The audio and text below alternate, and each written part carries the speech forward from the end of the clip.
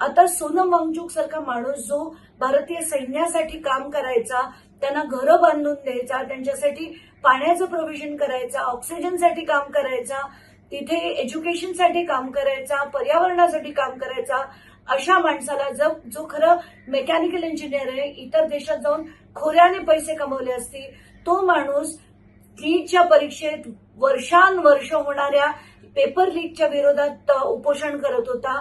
21 दिवस त्याला ढुंकून बघितलं नाही, त्याच्या उपोषणाला प्रतिसाद नाही आणि आता त्यांना उचलून त्यांनी हॉस्पिटलाइज केलं. तर मी तुम्हाला खात्रीने सांगते, हे पिटिशन हे भाजपच्या माणसांनीच केलं असेल आणि हे कोर्टाकडनं त्यांनी वधवून घेतलं आणि आता म्हणायचं की कोर्टाच्या सांगण्यावरनं आम्ही त्यांना हॉस्पिटलाइज केलं.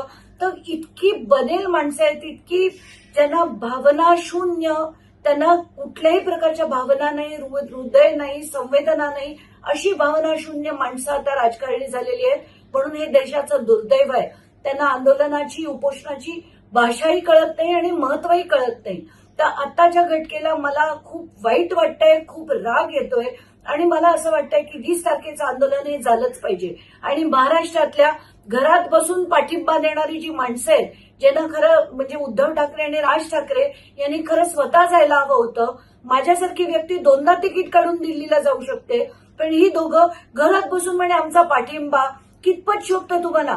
तुमच्या मुलांना तिथे जायला काय होतं? अमित ठाकरे, आदित्य ठाकरे जाऊ शकत होते, पण तसं न करता हे जे बोगसगिरी चालली, कारण त्यांच्यासाठी हा एक राजकीय मुद्दा आहे, त्यांना त्याचं काही भावना वाटत नाही. तिथे आंदोलनात ज्यांना वाटतं ना, ते सगळेजण तिथे, महाराष्ट्रातली असंख्य लोक तिथे पोहोचली होती, पण ही 2 माणसं घरात बसून पाठिंबा देतात म्हणे.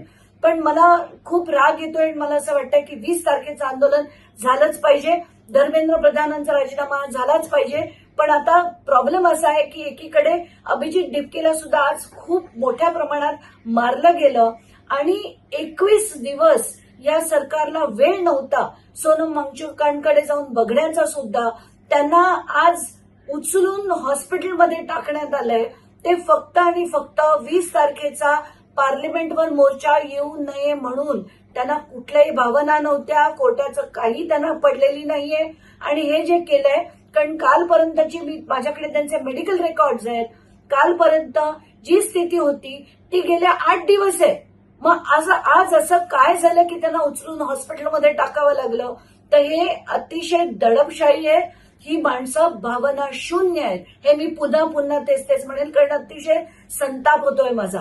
नवनवीन घडामोडी पाहण्यासाठी स्टार महाराष्ट्र न्यूजला सबस्क्राईब करा आणि ताज्या बातम्यांचे अपडेट मिळवण्यासाठी बेल आयकॉनला प्रेस करा आणि परिपूर्ण बातमीबरोबर रहा, इतरांपेक्षा एक पाऊल पुढे.